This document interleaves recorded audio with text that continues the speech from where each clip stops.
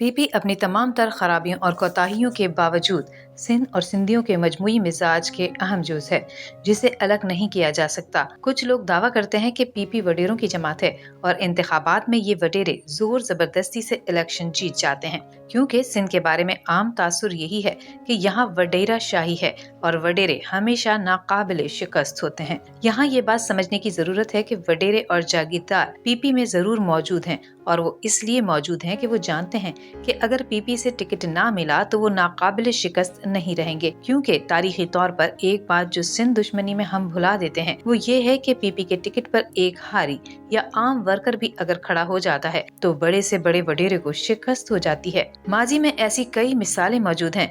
याद रहे, परवेज अली शाह जैसे आम आदमी ने पीर पगारा को शिकस्त दी। हाल ही में बदीन में एक आम वर्कर ने जुल्फिकार मिर्जा खानदान को शिकस्त दी, और सैकड़ों ऐसी मिसालें हैं जिनसे पीपी मुखालिफ लॉबी का सिंध में जागीरदारी का प्रोपेगेंडा अपनी मौत आप मर जाता है। क्योंकि सिंध की आवाम को मजमूई शऊर इस बात पर मुत्तफिक है कि अगर कोई जमात उनके मफाद पर समझौता नहीं करेगी तो वो सिर्फ पीपी है। 2002 के इंतखाबात के दौरान पीपी अपोजिशन में थी, न शहीद बेनजीर भुट्टो वतन में थी और न आसिफ अली जरदारी खुलकर सियासत कर पा रहे थे, क्योंकि वो जेल में मौजूद थे। एमक्यूएम परवेज मुशर्रफ के साथ खड़ी थी और पीपी को सिंध से बाहर करने के लिए हल्का बंदियां भी अपनी मर्जी से करवाईं। पुलिस अफसरान भी मर्जी के तैनात करवाए और इम्तियाज बला जैसे लोगों ने हर कोशिश की कि पीपी सिंध में नाकाबिले शिकस्त न रहे। यहाँ तक कि वडेरे भी परवेज मुशर्रफ की गोद में जाकर बैठ गए। इस वक्त की हुकूमत ने देही सिंध में पीपी मुखालिफ लॉबियों को मजबूत करने के लिए एड़ी चोटी का जोर लगाया। शहरी सिंध तो पहले ही एमक्यूएम को दे दिया गया था।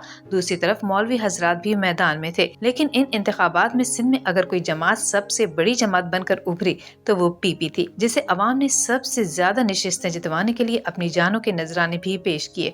क्योंकि इन इंतखाबात में एस्टेब्लिशमेंट और एमक्यूएम ने धांधली करने में कोई कसर नहीं छोड़ी थी। सिंध की अवाम ने 2022 में पहली बार एस्टेब्लिशमेंट के अज़ाइम को खाक में ना मिलाया था। इससे पहले भी 1988, 1990 और 1993 के इंतखाबात में सिंध की अवाम पीपी के उम्मीदवारों को नाकाबिले शिकस्त रखने में अहम किरदार अदा कर चुकी है। और 2002 के इंतखाबात को जहन में रखते हुए हमें ये नहीं भूलना चाहिए कि इससे पहले 1997 में सिंध से पीपी को मजमूई तौर पर खत्म कर दिया गया था। इन धांधली ज़दा इंतखाबात में इस वक्त के हुक्मरानों और एस्टेब्लिशमेंट्स के गठजोड़ ने पीपी को बिल्कुल महदूद कर दिया था, और एक ऐसे वक्त में जब वडेरे और जागीरदार भी पीपी छोड़कर चले गए थे। तो 2002 के इंतखाबात में हमने देखा कि कैसे बड़े बड़े बुर्ज पीपी के सामने घुटने टेकते नजर आए। और फिर 2008 के इंतखाबात में कहा जाता है कि पीपी को शहीद बीबी की शहादत का वोट मिला, जो सरासर गलत बात है।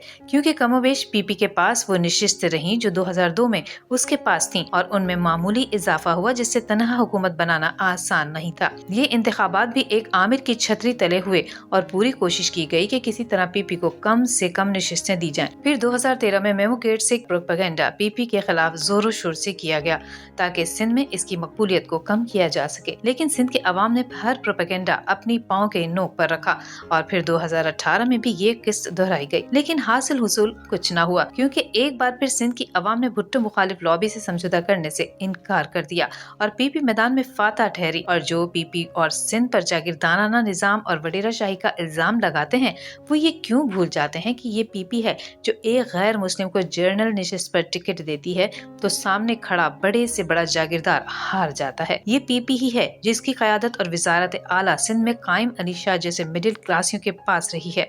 और आज का वजीर आला भी कोई जद्दी पुश्ती बड़ा जमींदार नहीं है, बल्कि एक आम आदमी है। शहला रजा, शर्जील मेमन, सईद गनी, शाजिया मरी, शर्मिला फारूकी, वक़ार मेहदी समेत पीपी के बड़े बड़े रहनुमा मुतवस्सित तबके से ही ताल्लुक रखते हैं। मगर अफसोस, सद अफसोस, चंद नाम नहाद दानिश्वर सिंध को और सिंधियों को जागीरदाराना और वडेरा शाही से तशबीह देते हैं, क्योंकि बुग़्ज़ पीपी में वो और क्या कर सकते हैं।